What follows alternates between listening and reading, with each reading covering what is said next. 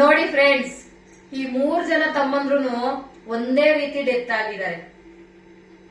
2 ನಿಮಿಷ ಇದ್ರೆ ಮನೆ ಸೇರ್ಕೊಂತಿದ್ರು. 2 ನಿಮಿಷ ನಮ್ಮ ಮನೆ ಹತ್ರನೇ. ಆದ್ರೆ ಸ್ಮಶಾನ ಸೇರ್ಕೊಂಡಿದ್ದಾರೆ. ಕಾರಣ ಹೆಲ್ಮೆಟ್ ಹಾಕೊಂಡಿಲ್ಲ. ದಯವಿಟ್ಟು ಹೆಲ್ಮೆಟ್ ಹಾಕೊಂಡು ಗಾಡಿ ಓಡಿಸಿ. ತುಳಿಲೇಬೇಕು ಅಂತ ಮುದ್ದೆ ಅಕ್ಕ, ನಾವು ಬೆಳಿಲೇಬೇಕು ಅಂತಿದ್ದು ಹುಡುಗರು ಇವರು. ನಾನು 3 ಜನ ಹತ್ರನು ತುಂಬಾ ಮಾತಾಡಿದೀನಿ. ನನ್ಗೆ ಇಷ್ಟು ನೋವಾಗ್ತಿದೆ, ಇನ್ ಎತ್ತರೊತ್ತರಿಗೆ ಎಷ್ಟು ನೋವಾಗ್ಬೋದು.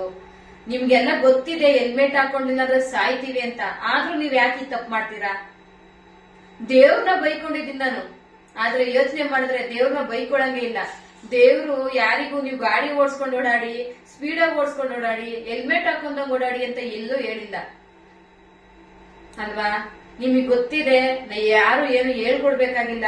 ದಯವಿಟ್ಟು ನಿಮ್ ಸ್ನೇಹಿತರಿಗೆ ಫೋನ್ ಮಾಡಿ, ಬೇಗ ಬಾರೋ, ದುಡ್ಡು ತಗೊಂಡ್ ಬಾರೋ, ಎಣ್ಣೆ ತಗೊಂಡ್ ಬಾರೋ ಅನ್ನೋದ್ರ ಬದ್ಲಿಗೆ ನಿಧಾನಕ್ ಬಾರೋ, ಹೆಲ್ಮೆಟ್ ಹಾಕೊಂಡ್ ಬಾರೋ ಅಂತ ಹೇಳಿ.